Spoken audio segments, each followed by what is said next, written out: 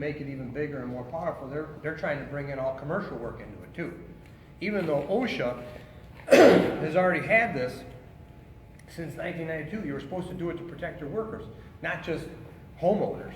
But what the problem is that there's been a lot of guys trained in the last 5 years that don't know what they're doing, and they've made a real mess of things, and it's not turning out very well for them. So there's some issues out there, and I want to make you guys a prize for it.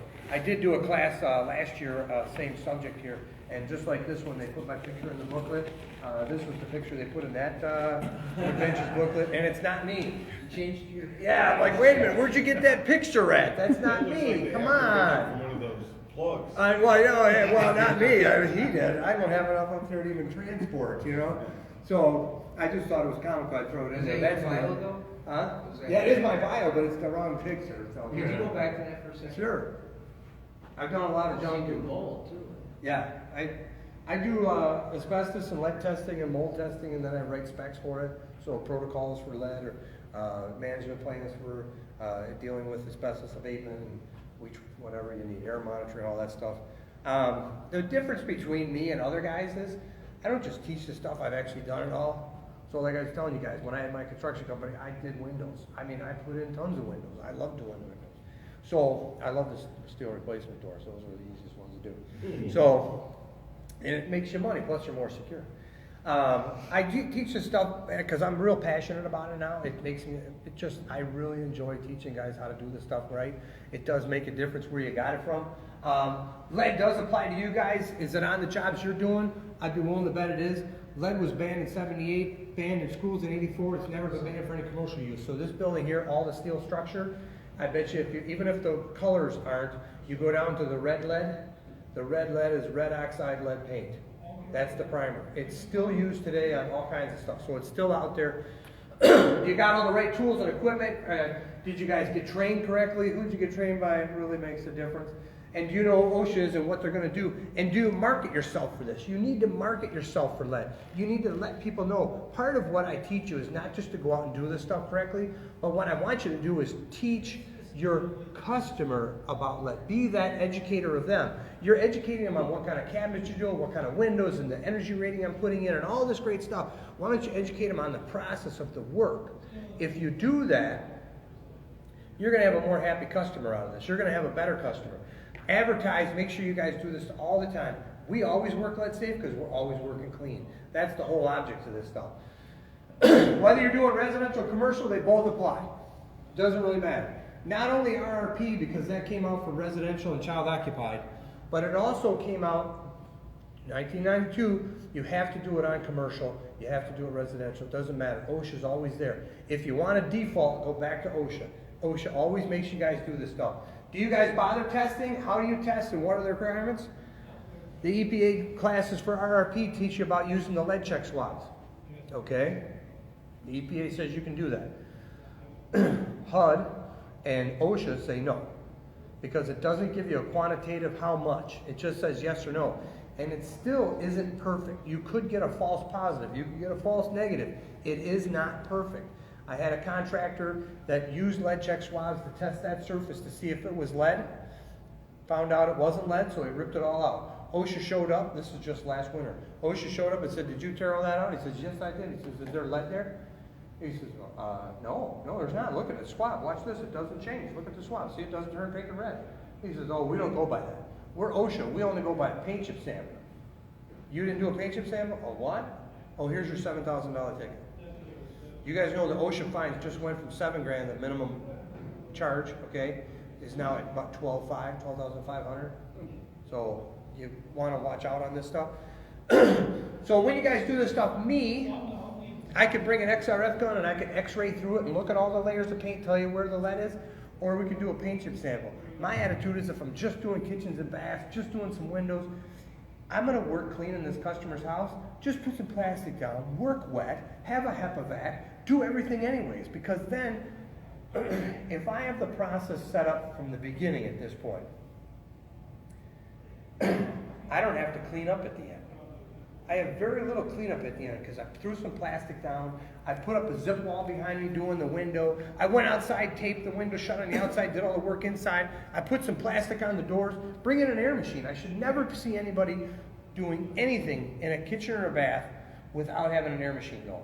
Little air scrubbers, air filtration devices, they're scrubbers, and they're HEPA filtration, so they scrub somewhere between 500 and 2,000 cubic feet a minute. So I could put 2 of them in this room, and I could change the air in this room probably every 4 minutes. You get all the dust. And you wouldn't believe how much dust it goes away. It's incredible. I did a job in Detroit two winters ago. It was 25 below, as you guys remember, right? 25 below. We couldn't use water. By the way, there was no heat, so there was no water. It was all frozen. So we brought in 2 air machines and we scrubbed it. And we'll talk about air monitoring a little bit. We air monitored 2 of the 4 guys smashing the walls down with sledgehammers. The highest air monitoring for lead I got was 9.3 micrograms per cubic meter of air. 9.3. I don't put a suit and respirator on until 50. 9.3. You'll get that waiting for a bus on Grand River over here. So you're safe. Yes, sir. I don't know, did you say is for a contract, RRP is for the worker? Correct. It's for the What about worker. the contractor? What, is there a requirement that the contractor? The company, the company itself, so the builder, contractor, is to have a minimum of a firm certification for the company through the EPA. You should have 1 RRP certified renovator for the company. Then you can start subbing it out to guys. But if you're the GC and you're gonna hire the plumber, the painter, and whoever, I want them to be their own certified firm and have their own certified guys. Reason being is, I want to limit my liability with the EPA, because then the buck stops with him, not with me. So, I'm Mr. Big Window guy. I want to avoid liability. Vicarious liability will always try and come back to me. The homeowner can sue me because it's my contract. But the EPA should stop at that guy, and I'll argue all day long. I have a contract with him. He's a certified firm with his own renovators. Ain't my problem messed up. And he provides you. Yeah, you get all that documentation from But him. I do need 1 person on my staff at least. 1 person, and then a certified firm cert with the EPA. And that's money. That's just $300. Just $300. Isn't always just money. Contractors don't get that tone. Yeah, they always say, "Oh, more money." I know. Better than paying 37 grand, because without it, they give you a fine for 37,000. Do you have this written down? Yeah, So, having the right equipment and tools, that HEPA-vac, you guys having an air machine, I love them. I mean, there's some great videos you got on my website. There's all kinds of free videos to watch, all kinds of them. Check them out. But having the right training, and then guys get the RRP stuff, and then they forget about they're supposed to have an OSHA 2-hour lead class every single year. Every contract. Wait a minute, nobody ever told me that. Well, I'm telling you now, it's been out since '92. Came in effect in Michigan. We only started our own OSHA in 1993. We need to be doing this stuff. So you need to know what's out there, what rules apply to you, and what you're supposed to be doing. The EPA actually came up with this because they realized it wasn't working the way they originally set it up, the enforcement.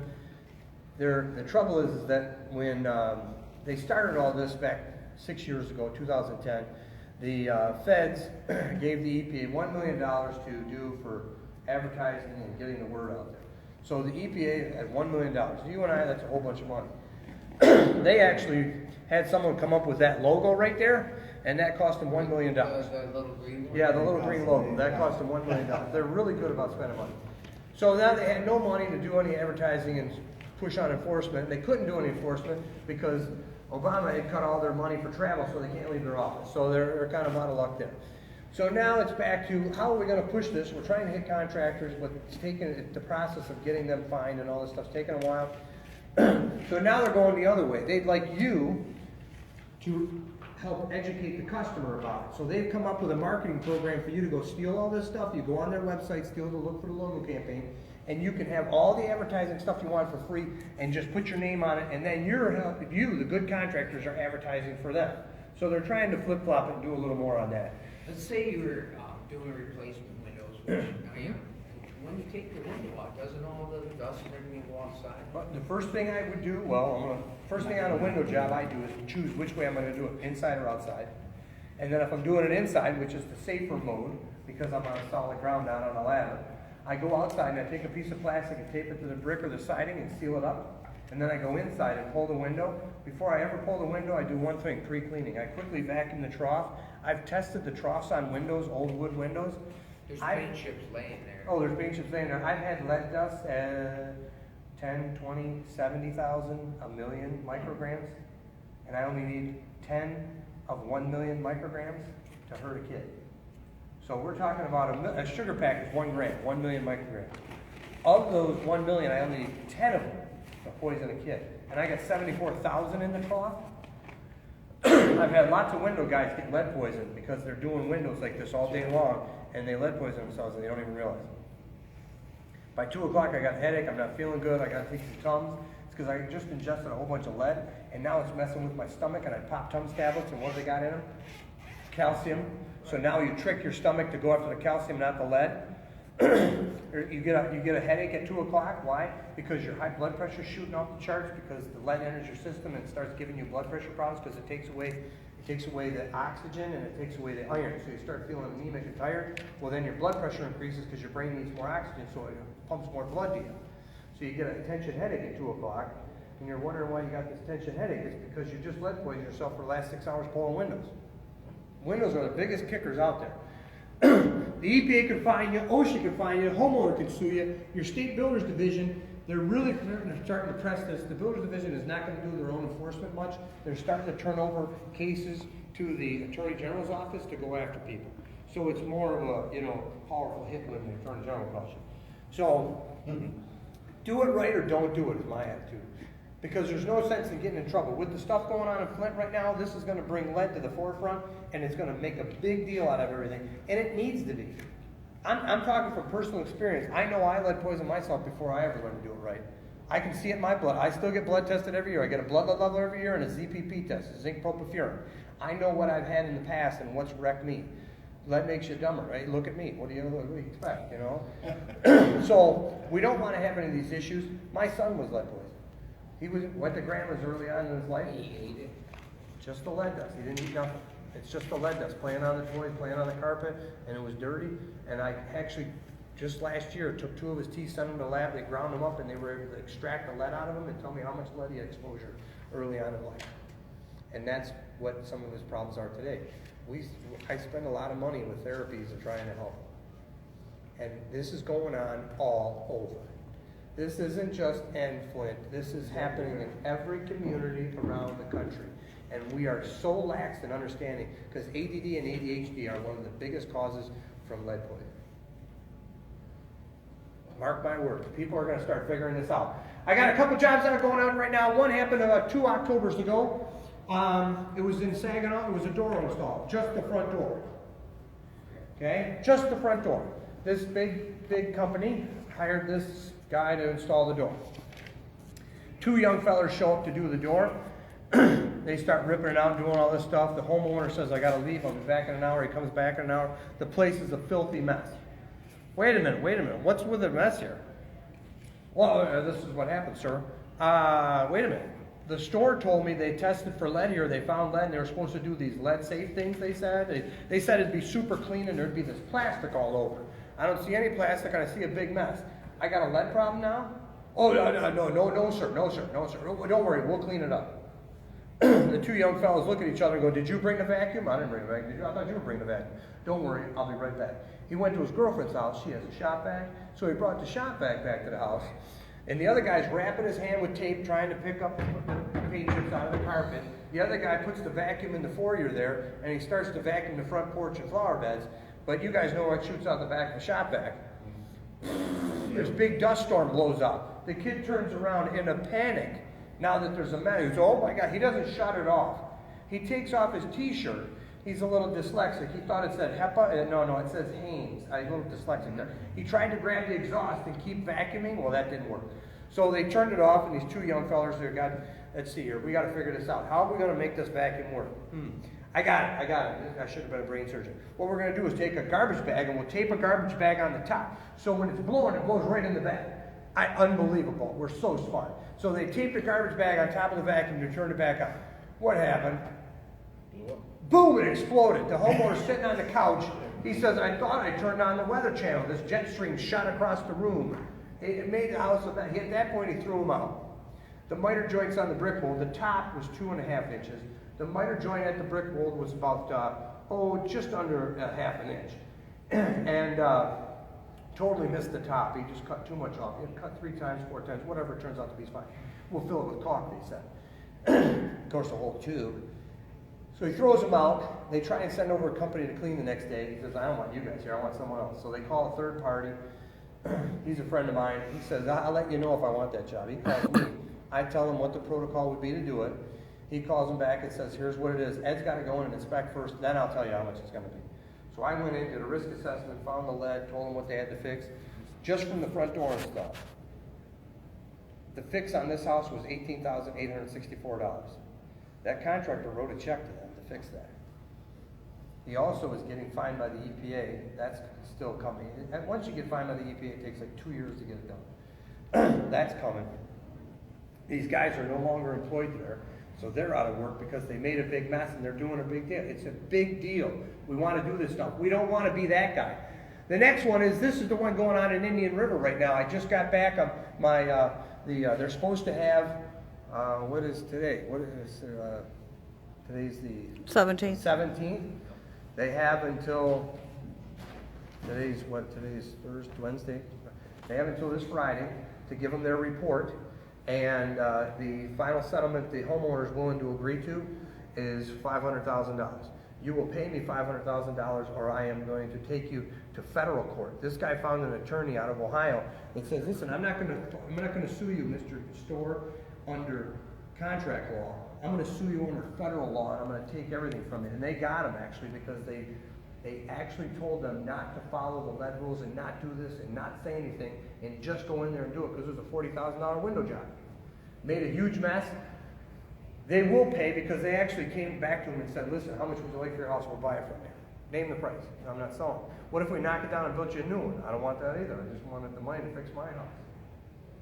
And I now want $500,000, and that's it. Or we'll go to federal court and I'll sue you for $10 million. The EPA is so excited about this one. They're going to be fining them millions, because this is their second offense, which means you knowingly and willfully violated the law. We're going to double the fine on you.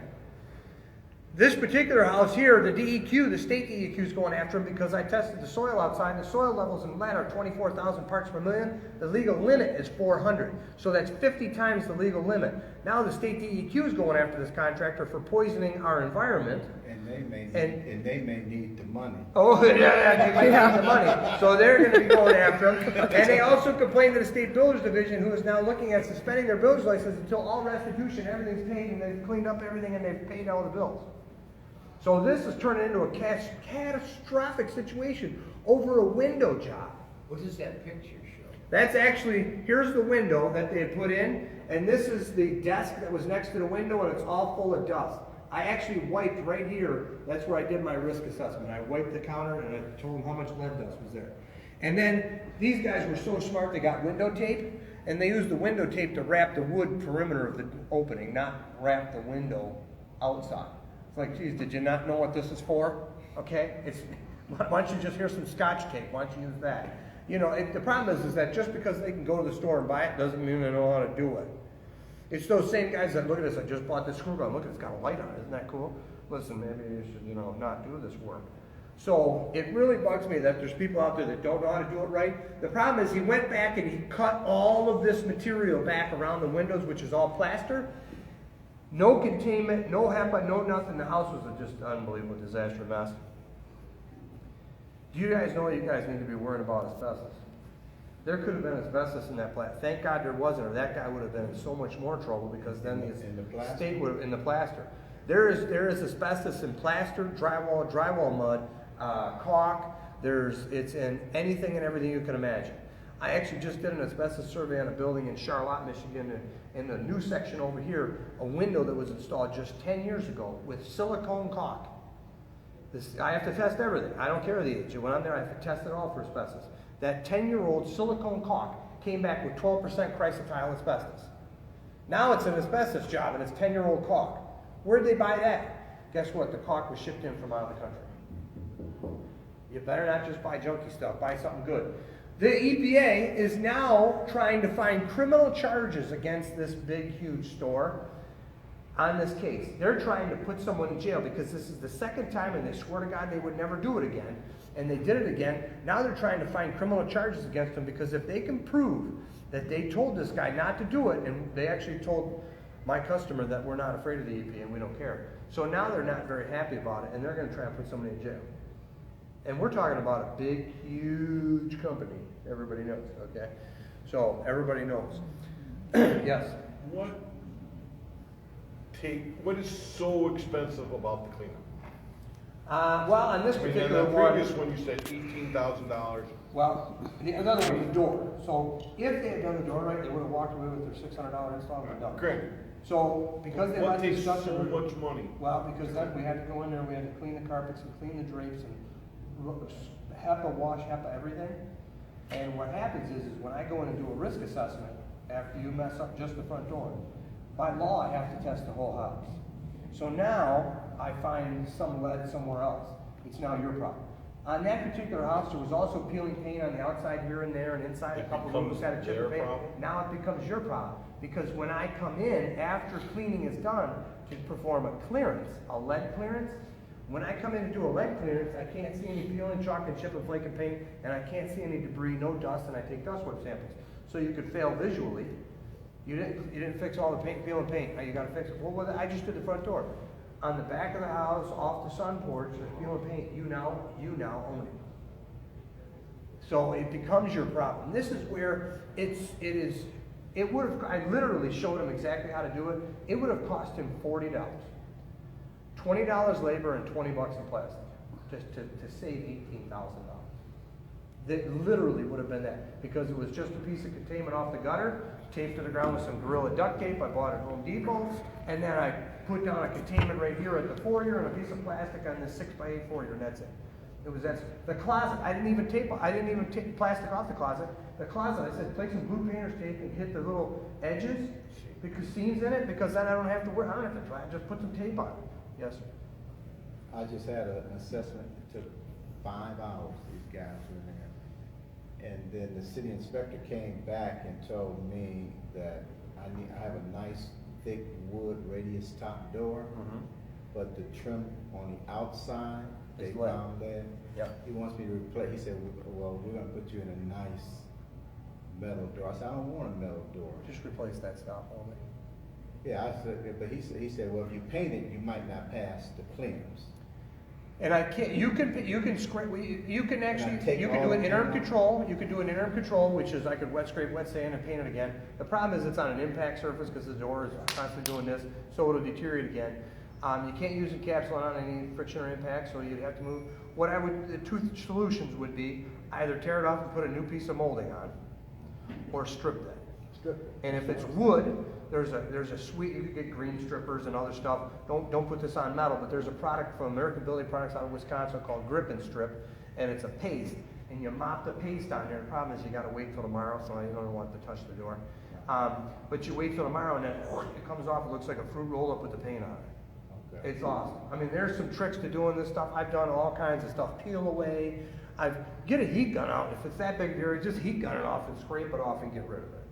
Just get rid of it. But document it, especially in the city of Detroit. Okay, document with a picture that there's no paint on it, then repaint it. Cover yourself to show that I removed it. I removed all the paint. So there's little tricks to do on What do it. you do with it when you remove? Throw it away.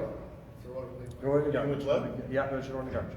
Originally, when I got trained in 1997, the original lead rules were all of my lead waste.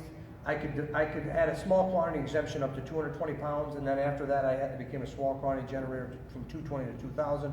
Over 2,000, you're a large quantity generator. So now you need to worry about T-clipping it, which means I take a component, I actually send it to a lab, and they do a toxicity characteristic leachate procedure test to tell me how long it's going to deteriorate to the dump. Nobody cares about that. The thing is that I went to Home Depot and bought a door, and then you had to pay all this money to dispose of the garbage. So the EPA changed their mind back in 2000. Late 90s, when everybody was complaining about this. In 2000, they amended the law and says, okay, all residential waste is exempt, throw it away. I used to own a dumpster company. Everything goes to the dump.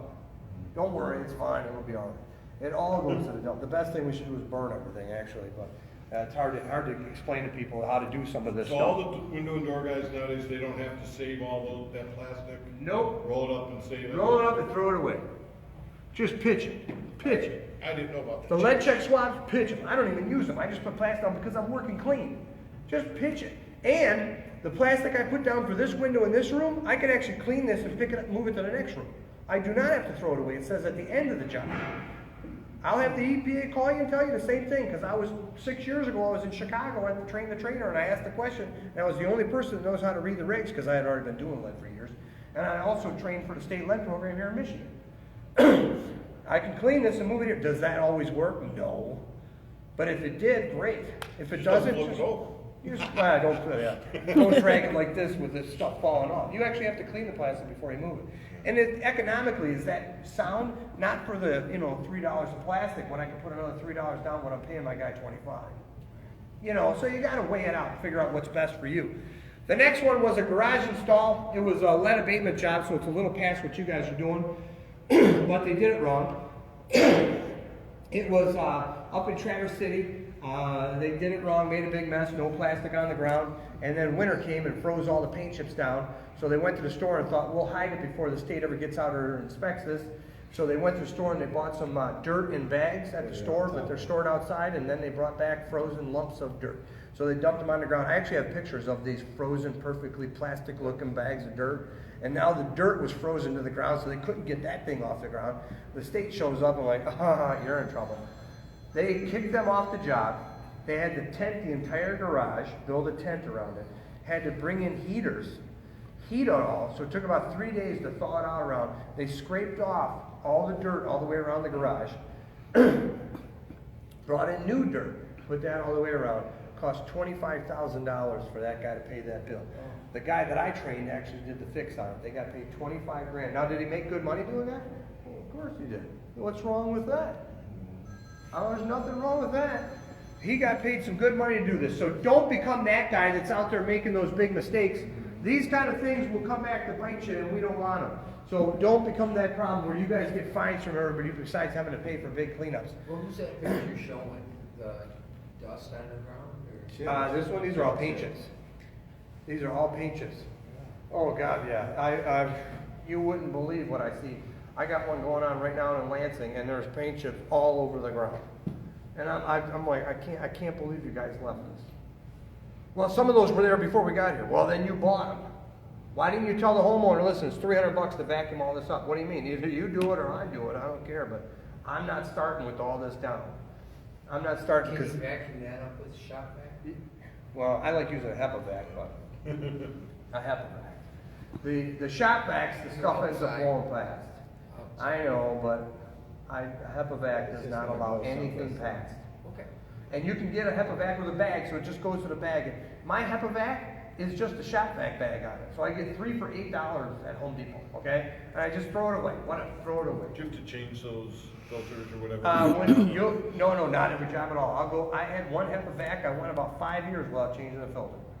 Now, I'll clean the pre-filter or change the pre-filter, but the main HEPA can get some good time. Especially if you got a bag type, it really protects it.